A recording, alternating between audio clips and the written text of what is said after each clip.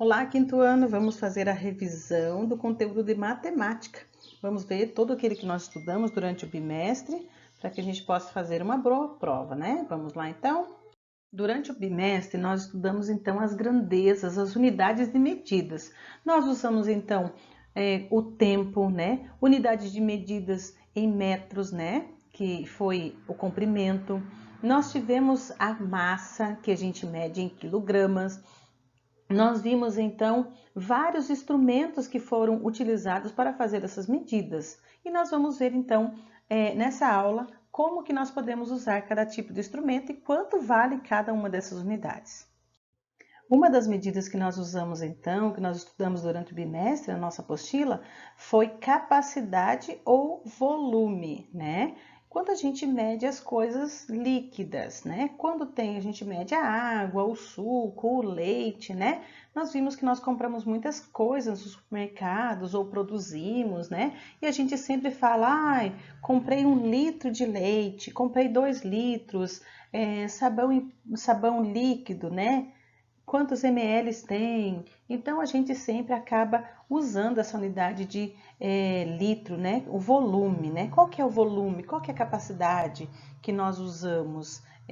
Qual que é a capacidade que comporta essa jarra, né? Essa garrafa, né? Muitas coisas são medidas por volume, né? Por litros, até mesmo micro-ondas ou forno que a gente vai usar, até mesmo alguns bagageiros os bagageiros de carro, eles medem por litros. Qual que é a capacidade do seu bagageiro? 200 litros, 100 litros, então é medido por litros, não que vá despejar água lá dentro, mas é uma unidade medida para saber o tamanho que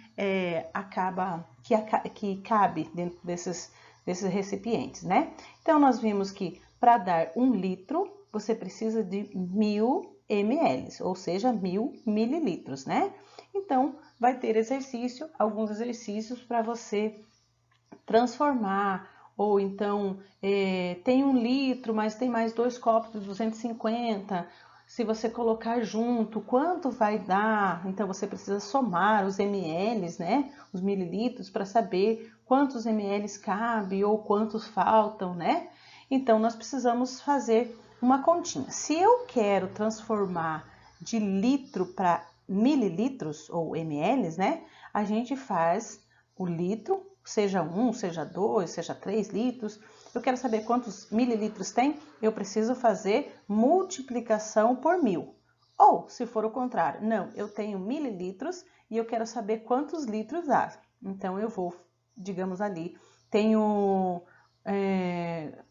400 ml, né? 400 mililitros, eu quero saber quantos litros vai dar. Então, eu vou dividir por 1000, tá? Então, eu vou fazer essa divisão, tá bom? Então, nós vamos descobrir quando eu faço de litro para mililitro, eu faço multiplicação. E quando eu faço mililitro para litro, vai dar um número menor que zero, né? 0,004, 005, alguma coisa assim, tá certo? Olha ali então as jarrinhas, né? Ó, a capacidade 2 litros, 1 litro, 1,5 litros, ali tá dizendo que 1,5 litros, isso quer dizer 1,5 litro, ou seja, 1.500 mililitros, tá bom? 500 ml vem a ser o quê? 0,5 litros, né? Então, a gente vai fazer toda essa medidazinha. Lembrando que 1 litro tem a capacidade de 1000 mililitros ou 1000 ml, tá certo? Se você quiser relembrar, na página 181, o exercício 28 nos lembra de como fazer essa transformação e você pode relembrar a sua atividade 28 em que tem para completar o seu quadro, tá certo? Transformando de ml, né, mililitros, para litro e vice-versa, tá certo? Então, você pode estar relembrando na página 181 da sua apostila. E você pode perceber que para eu transformar de litros para mililitros, eu desloco a minha vírgula 3 casas para a direita, como está aqui na nossa tela. Eu mudo, né, a casinha para lá, para a direita. Para transformar de mililitro para litro, Lembra que eu tenho que dividir por 1000? Então, se eu não quiser dividir, eu só mudo a minha vírgula para a esquerda. São 3 casas. Lembra? O número 1000 tem 3 zeros. Então, eu vou estar deslocando 3 casas para a esquerda. Ficaria, então, nesse caso, 735 ml, ficaria 0,735 litros, tá certo? Relembre lá na página 181. Nós vimos que para medir a massa, nós usamos então alguma coisa bem específica, que é a balança. E a balança então é usada para medir o peso, né? Nós temos vários tipos de balança, cada balança para uma determinada coisa. Então, nós podemos medir as coisas por quilo, por grama, por toneladas, né? E nós vamos ver ao longo da aula, ou nós vimos ao longo da aula, quanto pesa cada coisa e nós vamos ver também como nós fazemos para transformar. Então, nós vimos que o quilograma é uma unidade a unidade usada para medir a massa, né? Quilograma. Então, quando você vai comprar um pacote de alimento no supermercado, seja macarrão, seja feijão, seja qualquer outra comida, né? A gente vê um pacote que tem quilograma ou gramas, né? Ah, esse aqui tem 500 gramas, então quer dizer que é menos de 1 quilo, não é mesmo? Para medir a massa desse produto, nós usamos então a balança, como nós vimos antes, para determinar o peso dela. Então, o símbolo do quilograma é kg, né? No dia a dia nós costumamos falar simplesmente quilo, no lugar de quilograma, né? Geralmente a gente só fala quilo, né? Quantos quilos você tem, né? Veja como é fácil, então, transformar uma unidade em outra. Se nós queremos transformar de tonelada para quilo, nós precisamos, então, multiplicar por 1000, não é mesmo? Se eu quero transformar de quilo para grama, nós precisamos multiplicar por 1000. E, ao contrário, é a mesma coisa. Se eu quero transformar de grama para quilo, agora eu tenho que dividir, né? Tenho que dividir por 1000. E de quilograma para tonelada, eu preciso dividir esse peso para tonelada. Então, para transformar uma unidade maior em outra menor, basta deslocar a vírgula para a direita e a quantidade de casas correspondente. Então, como que é? Como que eu posso transformar, então, 37 quilos em gramas? Eu vou deslocar, né, a minha vírgula para a direita e esses 37.000 quilos aqui se transformam, né, 37 quilos, eu vou pular 1, 2, 3 casinhas, né, e ele vai dar, então, 37.000 gramas, porque 1 quilograma equivale a 1000 gramas, tá certo? Então, quando nós vamos à feira, nós temos algumas coisas, né? Tudo pesado em quilo. E tem um exercício aí para você ver, você pode pausar o seu vídeo e ver aí qual que é o preço do quilo, do tomate, da batata, da cebola. Os preços são determinados, então, pelo quilo, né? De cada coisa, né? Olha aí, escreva o peso de cada peixe de acordo com a imagem. Se eu tenho ali um pezinho de 1 quilo, quer dizer que o peixe pesa quanto? 1 quilo, né? Porque a balança ela ficou ajustada ou ali ficou alinhada, né? Com o peso do peixe, ficou o peso de 1 quilo. E assim por diante, os demais peixes você vai poder ver que ele está alinhado com o peso que foi colocado no lado oposto da balança. Nós vimos também unidade de comprimento. E quando nós falamos em comprimento, nós usamos então os centímetros, os metros ou quilômetros, né? Nós podemos ter exercício que fale em quilômetros quando é de uma cidade para outra. Nós podemos fazer exercício com centímetros. Nós podemos usar até mesmo palma da mão. Antigamente, as pessoas usavam palmas, né? Então, quantos palmos deu aquela mesa? A gente pode, então, ter uma noção de palmos, mas isso daí vai ser dado no exercício, se tiver o exercício dessa maneira. Então, medida de comprimento, nós vemos que nós usamos muito o metro, né? Metro, centímetro, quilômetro.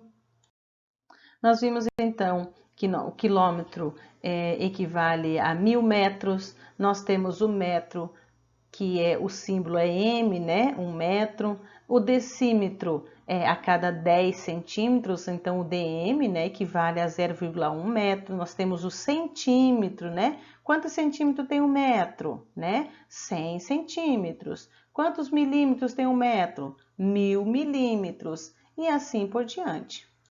Nós vimos então que a principal medida, né, unidade de medida que nós usamos, o metro é a principal delas, né? De comprimento nós usamos mais o metro. Nós podemos acompanhar então na página 167 que nós fizemos já alguns exercícios, tá? E você vai poder relembrar então como é que a gente vai fazer para poder transformar de metro para decímetro, de centímetro, né, para metro, de metro para centímetro e assim por diante. Então, se eu quero transformar de metro para decímetro, né, que é a medida mais próxima, eu vou multiplicar por 10. Se for passar de decímetro para centímetro, eu vou multiplicar por 10 de novo. E para milímetro, por 10 de novo. Só que, porém, se eu quiser passar de metro para centímetro, eu multiplico então por 100. Se eu for passar de metro para milímetro, eu vou multiplicar por 1000. E para transformar o contrário, de milímetro para metro, aí eu vou estar dividindo por 1000, né? E também, se eu for transformar de centímetro para metro, eu vou estar dividindo então por 100, tá certo? Então, de metro para centímetro, então a vírgula é deslocada 2 casas à direita, assim nós temos então o exercício ali que pede da página 167, vem um exemplo ali de deslocar então a casa ou para a direita ou para a esquerda, conforme você for fazer a sua alteração. Na nossa unidade de tempo, nós vimos então, aprendemos a mexer no relógio e saber as horas. Sabemos que o ponteiro, aquele bem fininho, né, é o que marca os segundos. O ponteiro, aquele maior de todos, né, ele marca os minutos, e o ponteiro pequeno, ele marca as horas. Um dia tem 24 horas, nós vimos isso, né? Um ano tem 365 dias, nós temos 12 meses no ano. Um mês equivale a 30, 31 dias, né? E nós vamos então relembrar o nosso conteúdo. Então, nós vimos que 1 hora equivale a 60 minutos e cada minuto tem 60 segundos. Então, se eu quiser transformar 1 hora para minuto, para saber quantos minutos, eu vou ter que multiplicar por 60, né? E no caso, se eu quiser transformar de minuto para hora, eu vou ter que dividir. Assim acontece com o minuto e acontece um minuto para o segundo e do segundo para o minuto também. Você pode então estar transformando.